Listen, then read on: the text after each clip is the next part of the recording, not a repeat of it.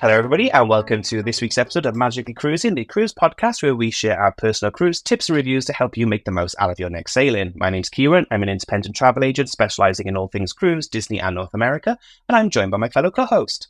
Hi, I'm Sarah, and I write travel over at Mini Travellers and Cruising with Kids. Brilliant. Thank you, Sarah. And this week we are back. I've had a little bit of a break. I am re-energized, recharged. I've been around the Greek Isles for 2 weeks, but we are back celebrating my second favorite time of the year, Halloween. So what we thought we'd do this week is we would do a bit of a clickbait episode, and I literally have titled this at the moment, Things We Hate About Cruise. And I was thinking we could do one of those like clickbait video pictures where there's us looking shocked and horrified on a cruise ship somewhere. And I might trade our clickbait era for this episode. But what I thought we'd do, Sarah, this week, and to celebrate Halloween, I thought we'd get our little cauldron out and we'd talk about all the things that bug us or our pet peeves about cruise. Obviously, both me and Sarah specialize in cruise. Our entire businesses are based around cruise. So to put this out there, we genuinely love cruise. This isn't us saying cruise is bad or horrible.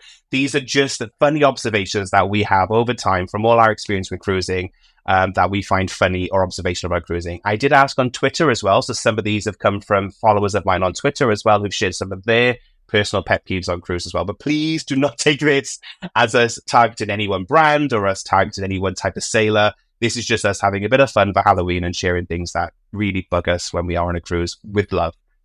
So I don't know where we begin this episode, Sarah. Do you want to jump off or should we jump straight into some of the things people have submitted? Yeah, I think the only thing I'd say is everything you do in life, there's something about you that bugs you. So there are things about cruise that really irritate me. So I think, that's where the place I'm coming from. But everything you do, there's got to be something that bugs you, or your Mary Poppins, maybe. I don't know. Yeah. Right. So my absolute biggest thing that bugs me on a cruise ship is people leaving their towels on the loungers. I can't bear it. I mean, nip for lunch, come back, go for a swim, come back. But there's, some people put them on get up at 6 o'clock, go for breakfast, go to the gym, get off and go on a shore excursion, and then come back and get on. And that does my head in. I just think it's, and then they also, I've actually got footage on a ship of, I just walked along and there was a whole stretch that was all reserved, no one on them. And it was like that for hours. Really? It's when they use like a book to reserve their seat as well. And they've not read a single page of that book the entire cruise. Like that book is there and they're parking their page on the lounger. I read. I do. It's the one time I do get to read on a cruise. I read loads on a cruise, actually. Yeah. So, no, and it is annoying because me and Phil rarely spend time around the pool because Phil's very adverse to sitting in the sun and I get irritated if I'm in the sun for too long. So it's very rare that we want to. And there's nothing more annoying than when you finally want to go sit by the poolside on a sea day or something and you cannot, for the love of no money, find a seat to sit in or to sit in a sun lounger, but nobody's in them. But they're all full of like a book or something, flip-flops, things that people are happy to lose if they need to. But they're there parking that sun lounger. And as you say, you can sit there sometimes and watch that sun lounger. And 5-6 hours later, that book hasn't moved. No page has been read.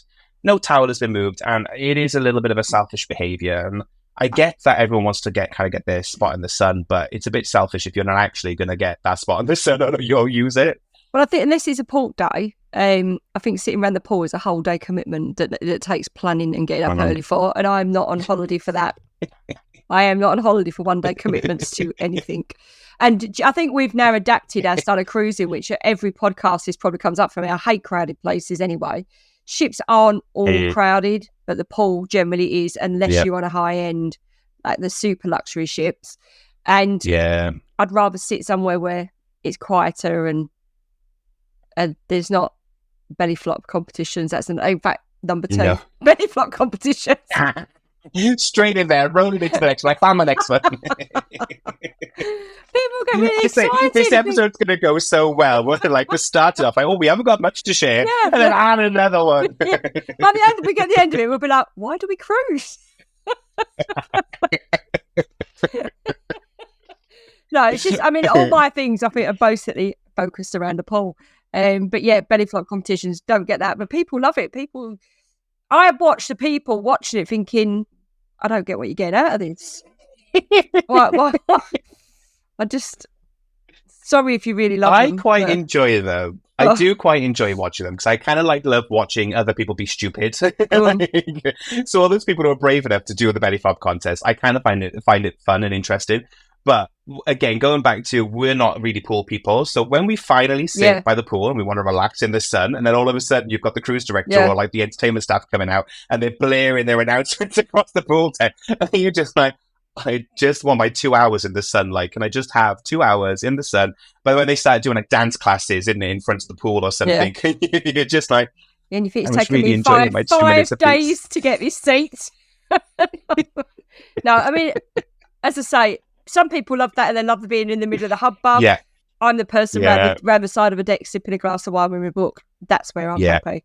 And it's not, I love busy ships. I love the busy, buzzing ships, but I want to be in the quiet area on the ship. This is why, and we're not meant to be talking about why we love things, but this is why I like the bigger ships as well, though, because they offer those two types of pools. You've got the main pool where it is lively and there's a lot more going on, and then equally they have another pool that's a bit more chill, a bit more quiet. That's like, we're not meant to be talking about reasons we love things, we're meant to be talking about things we hate. But we're rubbish at being negative.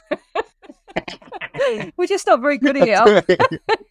This is why I gravitate towards medium, large size ships, because they offer a lot more space for it. So yeah, totally. Right, back to the negative. Right.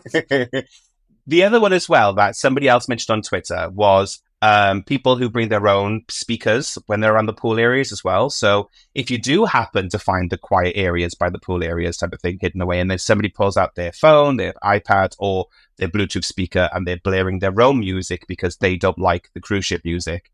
Oh, I've had that a couple of times, and I seethe because I'm British. I seethe behind my teeth type of thing, and I stare at them and glower at them. I don't publicly say anything because, again, I'm British and that's not how we do things, but I let them know via my looks and glares across the pool that I'm not happy that they're using their Bluetooth speaker loudly in a quiet area of the ship.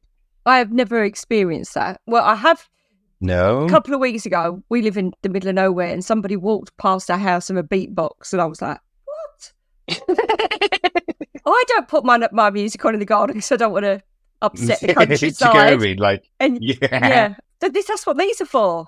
Where are your earphones? Yeah, definitely. No, it does. It irritates me. And I've had people on balconies as well. So if you're on your balcony and you and again, we don't sit on our balcony. We normally leave the door open and sit on the bed type of thing. But again, when the person next to you or beneath you, they've got their Bluetooth speaker on their balcony and they're blaring music, and it travels down the whole side of the ship. I think it's just comes back to this whole, I get it, you're on your holiday, you've paid to get on board, but it's a bit selfish when your happiness comes at the expense of potentially other people around you.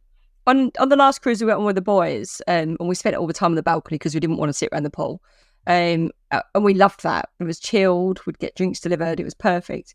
But the man next to us every day would FaceTime his family, and honestly we'd be like, let's go and listen to what he's saying today, because he was so loud it travelled balconies.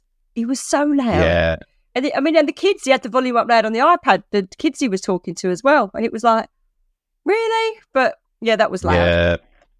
But I suppose they're small spaces, aren't they, and he's entitled to call home, but I was genuinely every day intrigued to see what they're discussing next. What's the latest? What's going on with Jill back home? I felt like I was involved in the conversation. It is that thing, isn't it? I think it comes back to that whole, ships are only so big. Even the biggest ships are only so big. So you just need to be mindful of other people's space as well and what they're doing on the ship, and just be a bit conscientious to not affect somebody else's holiday as well. Because I had her on Virgin as well in May. Somebody was playing their TV incredibly loud all the time, where I could hear their TV in my cabin, which doesn't always happen. But I was like, that's a special degree of loud if I can hear your TV in my cabin. And it was all night, all day, from first thing in the morning to late at night. I think they were just turning it on and leaving it on just to wind me up. It's just be a bit mindful of everybody else on the cruise as well. So another one, actually, I have never had a beauty treatment on a cruise ship, because I walk down the corridor and there's nothing else upsell that bothers me but the beauty people. It's like they say, "How are you?" and I'm polite, so I go, "How are you?" and then as soon as you've opened that gateway, they're telling you how bad your skin looks, and maybe you could do a massage in the nicest possible way. So now I'm not polite to them. I just put my head down and walk past. Won't make eye contact with them. It is that whole thing in it. Like, and obviously it's part of the travel agent's job. Your job is there to kind of see as much of the ship as possible. And I loathe it every single time I have to go to the spa. And as you say, ask the question like, hi, I'm just wondering, is it possible to have a little look around the facilities and everything? And as you say, I know I'm going to be there for an hour and I'm going to be having a manicure, a pedicure. I'm going to get my hair done. I'm going to be having my skin checked. And I'm just smiling politely through it. I'm just kind of like, I know you're showcasing the facilities, but I ain't spending a single penny to everything. But yeah, somebody else as well. So Tim and Andy mentioned a similar thing as well on board about that whole kind of gateway into the spa facility. And it's the whole like foot analysis is another one as well, isn't it? So all these little free samples you can get as well, where you can get like a skin free care sample and you can get a foot analysis, you can get your back checked and all these things that are free until you'll then have to sit through the 1 hour long sales pitch about kind of how you can improve your posture or how you can buy this thing that will help you solve your skincare problems. And I know some people love it. And I know so many of my customers who do, they book on a cruise and it is spa retreat for them. And they will be in that spa from dusk till dawn and they will get every treatment, massages, skin treatments, all sorts. So I know it's a valid way for people to enjoy their holiday, but I can't think of anything worse than going near the spa and being drawn into a very long sales seminar about treatments and this is the thing, isn't it? Because I love spas. So in England, I go to a spa. You go there, they're reserved. They keep out your way. You go and have your spa. You could have a massage, but you're going to go and use all the rooms. And I would genuinely do that on a cruise, but I don't because I'm too scared to go in the spa. Because and come out with a mortgage worth of LMS products. And I've done it once, and it was just I'm really confident, but I felt traumatized, and maybe that's it. I'm not saying that this would happen to me, but that one experience, I've never been near a cruise spa since, which is a shame because I see him and think like, on an NCL, I should have gone into spa, but I see the people on the corridor and think I am not going near them. It's that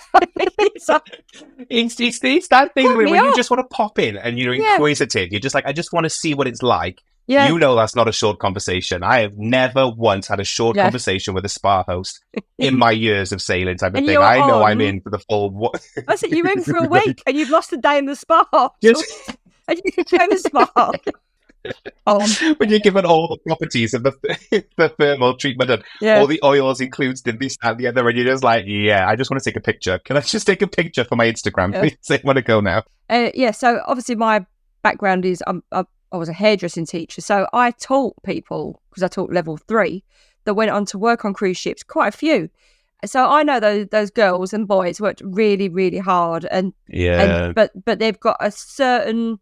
And they don't even work for the cruise line; it's a separate company. It's Steiner, and they've got a really high expectation of sales and stuff. But I think that for me, I think the balance is wrong because they're stopping me setting foot over the threshold. And it's not the cruise company; it's the company they work for. We had it on a cruise line this year, basically, whereby the nature of where the elevator bank was for our cabins was right by the entrance to the spa. And near the buffet. And they were literally, though, they were outside the elevators waiting for you. So every single time we went back to our room and we're talking for breakfast, dinner, lunch, dropping things off. So 3, 4, 5 times a day. Come in, see this. I just want to go to my room. Just like, I'm hungover. Leave me alone.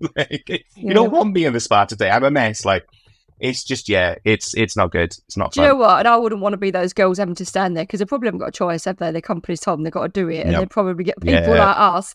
No one makes eye contact with them in a whole day. Not today. No, didn't want me yesterday and I'm not having one today either. You feel like getting a t-shirt, don't you? In fact, we could make one, couldn't we? No spa treatments, thank you. I know my skin is bad. I'm happy with it. I have bags and embrace them. Another one that was, this cruise cost enough. I don't need more costs on top of this cruise. We can have a whole little business with our crickets, couldn't we there? I say. You've got your eye on the way. This is our spin-off business now. Another one, though, that does follow on from that again, and is a two-pronged thing as well, is the art auctions as well. So art auctions and art galleries as well. And I can't fathom them. Like, who is going home with a $500 piece of artwork type of thing in this suitcase? I know they ship them for you, but the whole concept of going on a cruise ship to buy art boggles my brain.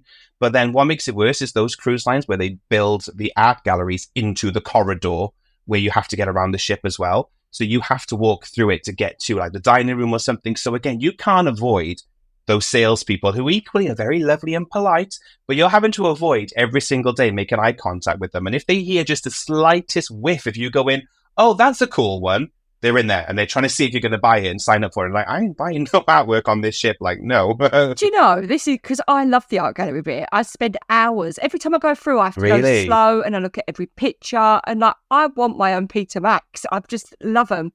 And you could have easily sold me one. Do you know, I must not look like I could afford a piece of art because nobody... I have been cruising for 20 years and nobody has ever stopped me on an art corridor. Really? Ever. And I always Maybe it's the gays. I always think, where's this free champagne that everyone gets? No, but I spend hours, not hours, but I love art. I genuinely do. So I look at it and like, I really don't like the ones with, what are they? The olives in glasses, like the olive people. You run through, don't you? I don't think I've seen them. They're on every I literally head down, like, don't look at me, don't make eye contact, don't look at anything. Sat on the edge of a glass, like that, they're going to dive into the glass. I don't like them ones, but I still spend ages looking at them because I think just really odd. And they do Disney ones. Honestly, I could tell you probably a lot of what they've all got on all these ships because that's how much I look at them. Not once have I ever been stopped. It just seems to be the same artist, though, as well. So you get a lot of, like, is it Britta as well? So, and again, I love Britta. We've got some pieces from Disney as well. Really cool. Thomas Kincaid as well, all the Thomas Kincaid Disney stuff. I forgot some of the other artists as well. But they tend to be, as you say, the same artists. The repertoire is always rotates on the cruise ships as well, which I'm going to say you can also find in your local mall as well, or your local shopping centre as well. All their artwork is featured in all these places. So the concept of people who kind of look forward to it and get excited about going on board the cruise ship and buying art on a cruise ship when it is all available in kind of your local mall or supermarket, or not supermarket, but like shopping centre. I don't know. It's just a foreign concept to me. And I think it's pretty. It's nice to have it. And I like the ships whereby there's artwork dotted around. That is part of the art gallery that you can purchase. That I think is cool. But it's specifically for me anyway, those ships where there's a corridor, a key corridor that is also the gallery. You cannot avoid it. Do you know? It just boggles my brain. I'm thinking now because we just must look like we're not going to buy because, you know, when they did the mini cruises, the princess ones. Yeah. So Chris was 50 shortly after. And he wanted a Breitling watch for his 50th. So he said, we'll get it on a ship. We went in the shop 3 times in that Breitling shop and they blanked us every single time. Really? It's our watch shop and it had all the watches. And I mean, they're not cheap, are they? And we went 3 times and they blanked us every time. And in the end, he said, I'm not buying it in here. I am not buying it in here. And we got it from a broker in England. But yeah, so we obviously look like we're skinflints or something. Phil says that I just have a welcoming face, which read into that what you want. But I get talked to in every single shop I go into as if they're generally like thinking I'm going to buy something. And I don't know whether it's I give off buy-in signals or I'm just generally inquisitive. But I get every sales pitch imaginable everywhere I go, which is probably why a lot of these like upsell things irritate me so much because I may be just saying the wrong thing and I'm just getting dragged into more and more conversations. And no matter how many times I say, like, no, I'm all sorts, I'm good. That to them reads like, oh, we need to sell more to you. I can't fathom it, but I get upsold to all the time. Happened to me yesterday. I went to Hugo Boss in Manchester to get a t-shirt as a present. Went in there and there must have been 15 staff. I was the only person in the shop. They were all chatting together. So I walked out, walked down to House of Fraser and got it there. So I thought, they didn't even acknowledge me. And I couldn't find what I wanted, but I went and got it from the House of Fraser. I must have that face. You must have that face. We have opposite faces for shopping, apparently, because I get all your sales pitches. That's what's happening. Let's go shopping together. The universe together. is giving me yours. We get a balance. Even when, though, I know what I want, like, if I'm going to buy like a MacBook and I know what one I want that one, I still get a sales pitch about why that laptop's good. I'm like, I know. I've researched it for 4 days. I know it's a good laptop. They still want to sales pitch me. And I'm like, I have the money. Just let me get out of the shop with it. Oh, yes, but sir, you really want to know why this is a good laptop? I know. I'm buying it. Like, I just have that face. Yeah. It's just weird, isn't it? I like buying things and people don't seem to want to sell me. It's really like that watch was for somebody that had been a sizable commission and they three times we went in and I just couldn't believe it. They were just too busy chatting. So it does happen, doesn't it? You do get the opposite where people can't be bothered as well. So that, I suppose we've got to add that to the peeves. Well, saying that then as well, have you ever sat through a shopping seminar on a cruise ship as well? Have you ever been into the main theatre and sat through a shopping seminar? Never. Because I did once on my very first cruise, and I kind of got the vibe very quickly of like, oh, so you're just going to point out all the places that you get commission on. Cool, great, everything. Oh, do they I do that generally then? be naive. Yeah, so it depends on the cruise line, and my example was on Disney Cruise Line, and you go into the main theater. It's in obviously the daily planner of like learn all the top places to go to get the best deals and this, that, and the other. And it's pretty much going to be Diamonds International they're going to point you to, Right. which in the Caribbean, you're not going to go far without coming across Tanzanite International, Diamonds International, or some form of some diamond stone international. But that's pretty much what it is. It's all the places where the cruise lines, obviously, and it's not the cruise lines themselves. Again, a lot of the retail is outsourced to a third-party company, so keep that in mind. This isn't the cruise line mandate. This is a lot of the retail on board cruise ships is third-party operated. So again, these are all partnerships they have on land and at sea. So that's why you see FT and Diamonds International, FE even, and Diamonds International, they're all owned by the same company, and that's why they're cross-promoting each other. So all those lovely guides about where to buy the best diamonds and watches and handbags, they're all partners with the on-ship team as well as the land team type of thing. So that's why you think you're getting this lovely webinar or seminar on how to get the best deals when you're in Barbados, but you're actually just getting told how to buy from the same places that you would be buying on the ship, just with a different name. I didn't know that. Is that a secret? I thought it was common knowledge. Sorry. Well, I never go to a shopping seminar. I haven't got time for that. I'm too busy. Yeah. Reading my book or doing whatever I'm doing. I've done one, and it was a one and done because I cottoned onto it quite quickly. I'm like, okay, this is all a bit of a racket type of thing. Again, it's harmless. Some people, again, I know loads of people who buy loads of diamonds on board, and you can get some great deals. But it is just a bit of those observations of like, this is a bit of a racket going on here, isn't it? Just makes me feel like abnormal that I couldn't even buy a watch. You're still bitter about this watch. I've opened a wound, haven't I, about this watch? Like. It's like the Pretty Woman episode about the gorgeous. Speaking of upsells, though, I'm keeping you on the upsell as well. My other one as well is the gauntlet of trestle tables when you first get on board a cruise ship as well. So if you join a cruise ship where they have a drinks package, they have a dining package, they have a this package, the fun pass, the sports pass, the whatever, the day you get on board the ship, and I know we both have strong feelings about embarkation days in general anyway, but like embarkation days are just, I don't know, the more I'm doing them, the more miserable they make me, especially when you're navigating around the multiple tables about like upgrade your drinks package, upgrade your dining package, upgrade the spa pass, and all these things. It's all part of this like onboarding, get more money out of you the first couple of days when you're so excited and looking forward to things. But it's just really irritating when you just head to the buffet and every time you go to the buffet, they're asking you like, have you booked your speciality tonight? And like, no, I haven't because I'm poor and I want to eat in the buffet tonight or in the main dining room. It's just that whole constant like bombarding with these messages to buy more, spend more, get more type of thing, which, you know, you've probably done your due diligence. You've used a good travel agent. You've read a good blog and they've told you all the tips on how to get the most out of your drinks package. You don't need to be reminded every time you order a drink that you're not on the top drinks package. It bothers me at no end. But again, I think I've only ever read that once, but then probably because I'm that person there buying all the packages or making sure that, and saying that I've got a lot of them before. I don't go to the buffet, as you know, on the first day. I'd avoid the buffet for 2 days. So probably we avoid those areas.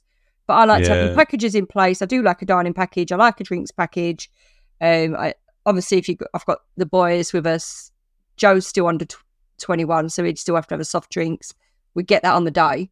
But I don't go. I mean, you know, we've discussed this before. I don't even go on ship visits when it's a day because I don't like that day. I love getting on if I'm staying on, but to get on and go, this is what you could have had. No, thank you. I don't want to do it. I'd rather not go because I think it's all the bedding in and the chaos of the first day, which is really exciting if you're staying on the ship. Yeah. But if you've got to get on and get off, no, that's not for me. Yeah, I don't think it's exciting. Day one normally is like my least favorite day, and I'm learning this now because of all these extra, like you say, the upsell chances. So when you get on board, it's obviously that everyone's hustling and bustling and everyone's kind of waiting to get in their cabins and they're trying to get the lay of the land. Yeah. They're all lost and confused. But then equally as well, though, you're constantly having to navigate that, like the whole, the spa preview, the come do the spa raffle. And then it's come do the, you know, every time you order a drink or you're trying to book your speciality, they're trying to sell you more. That first day, I just find just a little bit overloading of just like, meant to be having a lovely relaxed time, like getting my feel for it. But I just feel like that day one is constantly about upgrade, buy more, sell more, do more type of thing. And I'm like, whoa, I've been on the ship an hour. Like, I want to put together a really badly constructed meal from the buffet first. That's my first priority. Oh, I hate the buffet. Then I'll navigate how much more money I'm spending. Like, so yeah, I just find day ones on cruise ships can be a little bit more stressful than they need to be, because they're obviously trying to make sure that they're making as much money out of you as possible, rather than helping you make the most out of your time on board. While we're on day one, actually, one thing that just irritates me no end now is why they've brought back the musters. I just don't get it, because it was so much better before. I mean, obviously it's some sort of law, and someone at the CDC said that's got to be done. But the last time we did it on a cruise ship, and I'm not going to say the brand because I don't want to get anyone in trouble, but the staff weren't up for it anymore. They know that there's better ways of doing it. So we went, sat there for half hour, everyone buggered about, and then they said, off you go. They didn't do the thing because we'd watched the video. So why you can't just go, check in and leave is beyond me, because that works so much better than... I think we've gone backwards with that. It's odd, isn't it? Some brands have still got the new e-musters, as they're called, so kind of these electronic musters where you watch the video in your cabin or on your smart device, and then you just literally tap your cruise card at the check-in station to say you've done it. Some brands, however, though, I know NCL and Disney have both gone back to the old style of in-person musters. From what I've read and heard, the problem with it is some people aren't doing the e-musters. They're not watching the videos in their cabins, or they're not like reporting that they've done it. So it's causing problems whereby people are saying they've done it and there's no proof of it. So for some brands, they've just decided to kind of go back to the old style one of, no, you have to do the half hour, stand on the side of the ship, which 9 times out of 10 is in somewhere warm. But if you're saying from the UK, it could be in the miserable rain. Last one we did was freezing. And I took my cocktail with me. I was stood outside of a freezing cold cocktail, shivering. Well, I dipped it Mai Tai and mustard, wasn't it? It was like, if you're going to make me do an in-person muster, I'm making it Mai Tai and mustard. I mean, so I would never have found my way back to that muster drill, because I was just drinking my way through the muster. But yeah, I don't think it's right to go back to that old style of muster type of thing. It just is a waste of your first day. It's what Royal did. I think Royal was an e-muster still. Still e-muster, yeah. So you watch the video in your cabin or on the app, and then you still then go and check in. You do have to check in, and I think they show you how to put a life vest on at your muster station from my memory, which is what Virgin do, and I can't think who else is still doing it. Celebrity is still doing that as well. So you watch the muster in your cabin or on your phone, and then obviously just go and scan your card so you know where your lifeboat station is. They're doing a hybrid version of it, which is what was happening during COVID, basically. Just then, everyone's not going to the same place. You're not having to listen to the tannoy announcement and waste 20, 30 minutes of your first day. You'd be better off going, and if they as soon as they scan your card, going, oh, you won't watch your video, so you're going to have to now stay till you watch your video. So you'd watch your video in advance. Yeah. Otherwise, as I say, we sat there, and it was on NCL. We sat there, and obviously the bars shut, don't they? And it was all, but we just sat there for half hour doing nothing, because they never did anything. And then they went, right, you can go. Have you watched your online? Yeah, right, off you go. So it was just a waste of time, where the ship just runs so much smoother if they did it the way they did it before, in my opinion. Yeah, I know. But it'll be interesting to see like what the industry does if more and more I think the ones who are staying to e-muster are staying with it, and some brands have just gone back, and I think it's going to stay like that way now. But I think more of the more contemporary lines are now moving to like the more digital muster, where you just watch the video and then go down into it. But as long as, a lot of the conversations, when I put this out on Twitter, a lot of the conversation were more about other sailors and how other sailors are on board. And this is the problem, basically. If people aren't following the digital muster, and they're not watching the video, and they're not following the process, then cruise lines will have no option but to go back to the old style, where you are stuck on the side of the ship for 30 minutes watching somebody put a life vest on, because people aren't following the rules. And that's what a lot of these things come down to. It's if you're not following the rules and you're making life unfair for other people, it just makes it unfair for everyone. And if you've got people that haven't got the technology, you could always, it's on in the telly, isn't it? You could say, go to your stateroom, Absolutely. watch it, then check out. So there are ways around it, but we watch it in the car, like in the transfers on the way there, so that when you get on the ship, you can go, scan, done. I think that's just a sensible way to do it. Next, then, what have we got next? Oh, my one, and we talked about this before we started filming, and you say it's not a problem, but tendering. Tendering does my tits right in. Not the actual process. The process of getting onto the tender boat and to shore, that doesn't bother me. It's the process of booking a tender, dealing with the tender line, waiting for the tender boat to fill up, all that time wasted and that stress and hassle about it. I can't think of a cruise line that have nailed that process of the onboard experience pre-booking a tender. I've skipped entire ports because I just go, do you know what? Can't bothered working that out. I'm just going to stay on the ship instead. Don't you just get your ticket though and wait for them to call you? You would think. I don't know whether it's I've just had a couple of dodgy experiences. That's what Royal do. You go and get your ticket and they call the numbers. I think what it is more is when we were doing it with 2 cruise lines, Virgin and Disney as well, what they do is Virgin have got better, I will say that. The first time we did the tender with them at the beginning of the year, it was awful. But we were late getting into port as well. We were late anchoring and all that type of stuff. So what happened was we were group 1 and we waited in the little waiting area. And obviously the fact that we were late meant we were waiting for 45 minutes. But what they did is they still allowed group 2 and group 3 to enter the pre-boarding area for the tender. So then when tendering started, group 3 were all pushing to the front. They were getting ahead of us. So they turned up for 5 minutes and they were going ahead of us. So I think a lot of my beef with tendering starts off from that process. But equally, then they've changed it now, and they do now make you line up in a line. So if you are in front of someone, you stay in front of someone. But obviously, and again, comes back to people, every now and then someone will skip the line and they will accidentally find themselves towards the front and they've just joined. But that's people. You can't blame the cruise line for that. But that's that process. I know on Disney, for example, I got really irritated because we were in Grand Cayman and the only way you could do a tender before 1 o'clock was if you booked an excursion. And I think that's as well what also annoyed me about that experience. Yeah. So you couldn't get off the ship until open tendering, which was 1 p.m. onwards, but all aboard time or the last tender was 4 p.m. So it meant we had like 3 hours in port. And I was like, what's the point? Good, what's the point of me getting off? NCL do that. It's just come to me now when we were getting on and off an NCL ship is horrendous. I've never known about a cruise line like it. So when you getting on, obviously, I don't know, it just seems like you go into Royal Caribbean, you go to the desk, you go walk on ship, NCL, put in your holding areas. And when you get off to go on a tender, they put you in the theatre. And I just don't get how they make it so difficult. Like when you get off at the end of your cruise, the queues are going around the ship on NCL. Royal Caribbean, you go to the thing, you get on, scan, it's all moving on. You're in half hour. Getting off on a tender, you go down in the morning. Whatever time you get up, you go and get your ticket, and they'll say, when we call your ticket. So then they're all over the ship, over the Tannines, every 20 minutes, half hour, right? So when you get it, you're at number 46, and but I think we went late, had a lie-in. So we were only going off for a wonder. So at 12 o'clock, we got the thing. But then you can get off at any time after that. Once your ticket, because obviously it's quieter, isn't it? So you can get off at any time after that. You just walk down to the tender, follow the line, all moving off.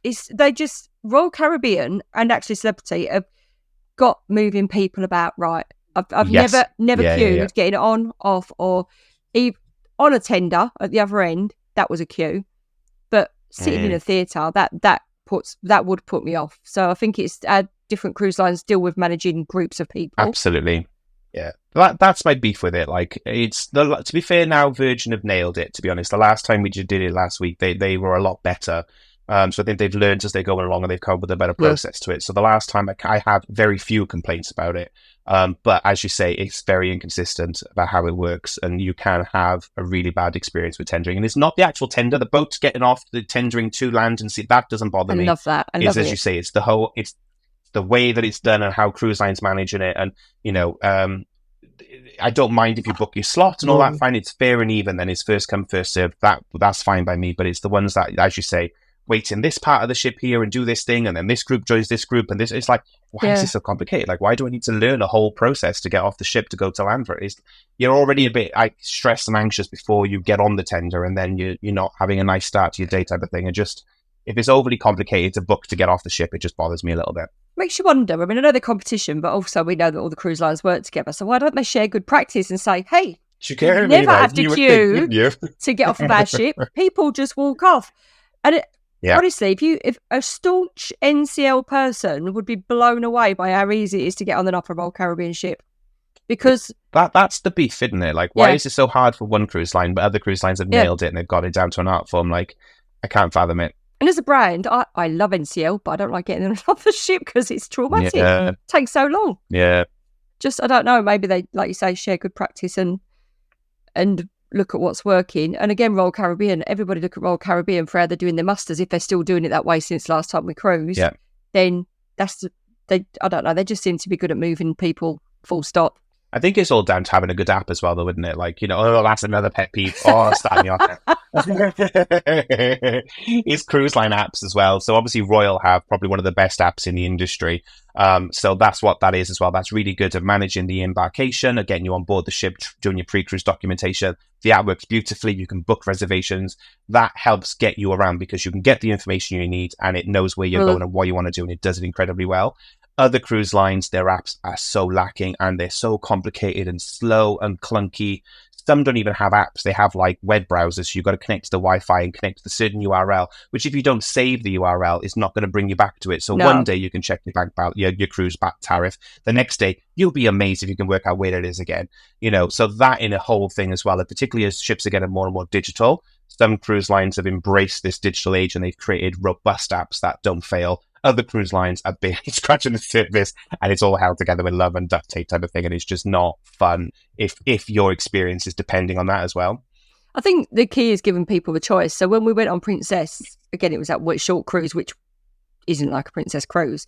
The app was new and it just didn't work. So we just didn't use it. Yeah. And that was fine. And I think as long as you got that choice, NCL, you could use the app. But if you wanted to use the Wi-Fi, you had to go into free Wi-Fi, log it on and log it off. And a lot of people had trouble with that. And I was in the queue trying to upgrade my Wi-Fi to the full package because it wouldn't let me do it on the app. And I must have sorted 5 people out in the queue with their Wi-Fi, showing them how to get into it. But that's just because not everybody's tech savvy. But I think as long as you've got a choice to use it or not, but actually that app was really good. And for me, obviously, I do everything on a phone, but then Chris doesn't want to do it on a phone because he wants to put his phone in the safe and not touch it for a week. So if you've got and that's the thing in there, it's about giving people a choice type of thing. Like some cruise lines depend on their app too much. Yeah. And other cruise lines don't have an app at all, and then it's all analog, and it's just, it can make or break your cruise if the core experience is really, really bad and is failing all the time, especially if they're requiring you to book meals, if they're expecting you to book like show times and all that type of stuff via the app. That app needs to be on point. It can't just be a bit, piecemeal and put together and crash left, right, and centre and give you the wrong information all the time. It has to work really well. The P&O app, when we were on, everybody was complaining about it, but it was fabulous. So I don't always think I don't always think it's the app because honestly, we were booking meals, we were going in queues for fit stuff. It was brilliant and it was really easy to navigate. But we're of those generations that embrace technology, and that is where you've got the problem, when you've got the people that can't. If you put my mother-in-law on a ship with a phone and said you've got to book your dining, she'd die. She wouldn't eat all week. Well, she wouldn't. She'd argue with everybody about how angry she is. And this is what she says to people. She said it to someone from the bank the other day. You have to realise that not every generation gets it, and I can't do this. And she doesn't want to learn it really. Our boys do teach them, but some people just don't embrace it. And I think that's where you get the problems. It's not necessarily the app. It's some people, it overwhelms them and they should have the right not to use it if they don't want to. That's the thing. I think apps just need to be a bit more mindful about like too much information overload, but also as well giving people other ways to do stuff as well. Definitely, like Royal's a great example. You've got the TV so you can watch it all on TV if you want to. So you don't need the app. You can book all your reservations, check your bill on TV in your room. You've obviously got the app, which is really good and works really well. It's robust, but you also get as well your daily. I forgot what they call it on board Royal, but you get the daily planner as well delivered into your room still, which a lot of cruise lines are starting to phase out. Which from an environmental point of view, but you still get the physical copy as well, or you can go get one from guest services or from whatever type of thing. So you still have, there's 3 different ways there. If you're somebody who is tech savvy, great, use the app, use your iPad, use your phone. You've got the TV still if you want to navigate that way, or go and get a physical copy and speak to guest services. You've got options basically, whereas some cruise lines have gone one way or the other. No, even though I do fit on the app, I still say to our cabin attendant, can we have a crown and anchor?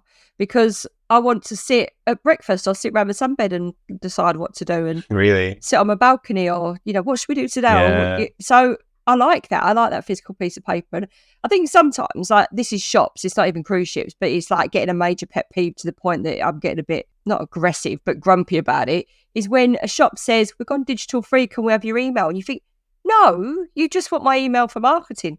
Yes. You don't want to give me a paper receipt. You just want my email address. So I've started going, no. Why am I explaining why I don't want to give my email every time I buy something wherever? Does my head in. That really irritates me. Again, that's going back to people using digital stuff to suit their marketing gains. And I think sometimes you might just want a bit of paper, and that's all right. I think it's a fine line in there.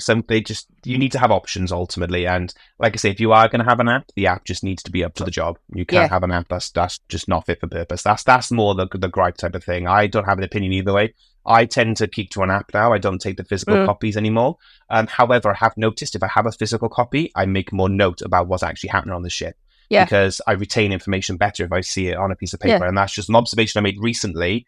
I ignored the app for the 2 weeks we were on board Virgin, other than just the key essential stuff, because I didn't like scrolling through and checking the schedule, and I forgot things. It is great though when you do bookmark and it reminds you, hey, in 30 minutes this is happening. So I love that notification because ADHD brain, I forget where I'm supposed to be. So it's great to kind of go, oh crap, we're going to miss bingo. Right, cool. Okay, let's head to bingo. So that's nice. But I noticed that I saw more activities week 2 when I did start to physically get the copy of it for kind of just more for social. I kept a copy of it when I went to the coffee shop.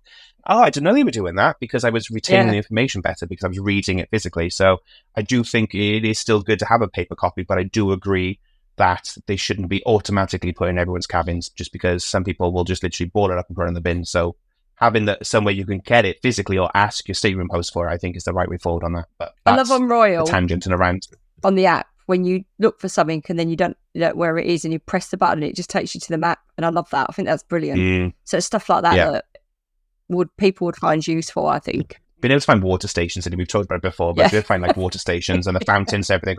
But no, it's funny you say it because literally, and again, I love Virgin, but we were just on there now and they don't have any single-use plastic. So you can't get like bottles of water or anything like that. You've got to go to a water station.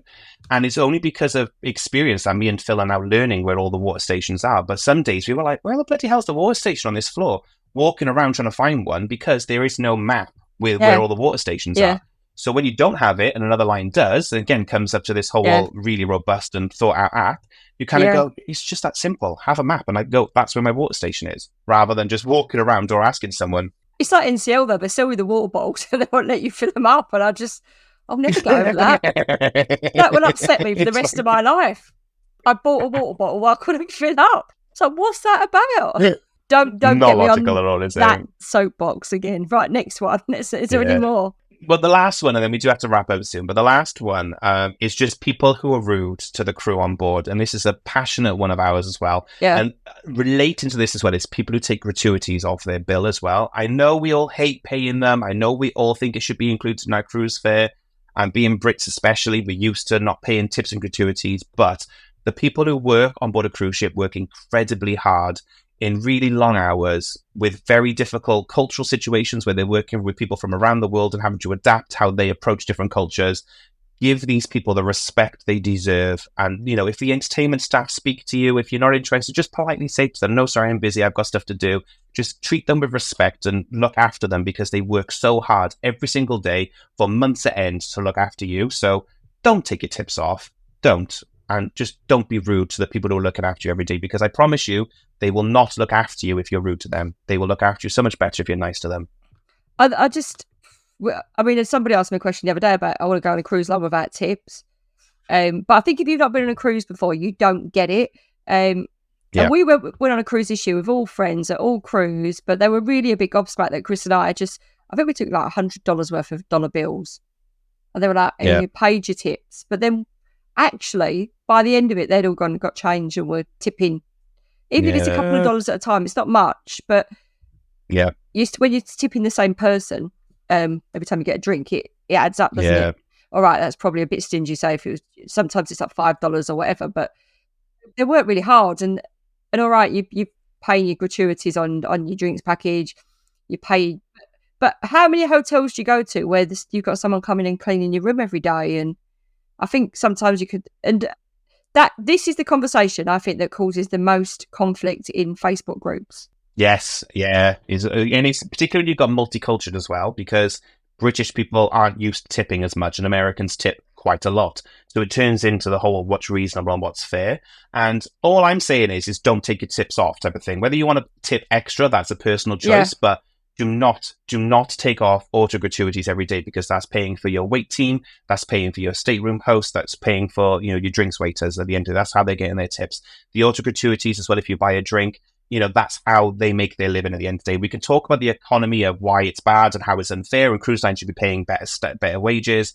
That's another conversation we can have on another episode. But just don't be rude to crew and don't take off auto gratuities. Like, that's the bare minimum you should be paying to get on a cruise. You opt into that when you choose to take a cruise, because that is how the cruise economy works. We can't change that. That's down for the cruise lines to dictate that, but that's just how it works. So I think you're better off it's wrong. Paying in advance. I think if you pay in advance, it's done, it's gone. And then if you tip extra, then that's your choice. But it's not for everybody, is it? And I know that Australians and British would argue that their culture don't tip. So I suppose it's each to their own, but I'm just going to do me, and that's what I'm comfortable with. Yeah, no, definitely. And that's all it is. It's just look after the people who look after you at the end of the day, because like I say, they work incredibly hard, and it's just the right thing to do, to be a nice sailor. It fits into a lot of the feedback on Twitter, was a lot of people were commenting on other sailors, and it's just be a nice sailor at the end of the day. Look after the people looking after you, and just be nice to each other. That's my little kumbaya moment at the end of the episode. It's like story time on Jack and Ori or something. And with a closing note, be kind. What's the one now as well? Like Lamb Chop's Play Along, isn't it? I forgot what it's called, but when Sally, I think her name is, comes out at the end and she sings with Lamb Chop, that's what so we're going to end it now. Maybe that's a mascot for the end of the episode. Time. Lamb Chops. We've got an elf under the table. I can get Alfie with a mascot. But he's really naughty, so probably it's not a good example. Actually, but we do love cruising. I say, this was never meant to be a we hate cruise rant. This was just observational, and we've laughed through this because these are more funny observational things that you just kind of go, that's what cruise is. Foibles, is that the right word? Foibles, is that the word? I don't know. Is that even a word? Yeah, no, foibles, just little things that kind of stumble you up as you go along a cruise type of thing. And you take it with, that's just cruise type of thing. You just go run with it with a smile at the end of the day. Everyone's on board to have a lovely time, so just make sure you enjoy it. But there's no harm in having a bit of a laugh at some of the things that really irritate you, because it's cathartic. Yeah. So, talking of Embarkation Day, I will link in, I've got an embarkation, I can't even say it, and debarkation post tips. So I'll link them into this episode, because I think if you go forewarned and ready to plan, it makes life easier. And guys, if you have enjoyed this episode, we're going to wrap up now, but if you have enjoyed this episode, then definitely please do give us a like on YouTube if you're watching this on YouTube, or give us a review on Apple Podcasts, because it lets Apple know that you've enjoyed it, and hopefully we'll recommend it to other people as well. If you are interested in ever booking a cruise and you live in the UK, I would definitely love to help you. You can find me online under magical-traveller.com, or you can find me on all social media under magical_TRVLR. And then, Sarah, if the guys are looking for your content, your planning guides, I know you're going to link it to the description as well of part of this podcast, but just so they can hear it, where's the best place to find you online? So, Cruising for All and Cruising with Kids, we tend to go weirdly between the two, and we're on every social media on one of those. Other than that, guys, all the best, and we'll see you on the next episode, where we may not be as negative, but we'll still be as random. That should be our, what's it called? That's going to be our closing statement now, every episode today. We'll see you next week, where we'll be just as random. Oh, I've missed this the last couple of weeks. Anyway, guys, take care. We'll see you soon. Bye. Bye.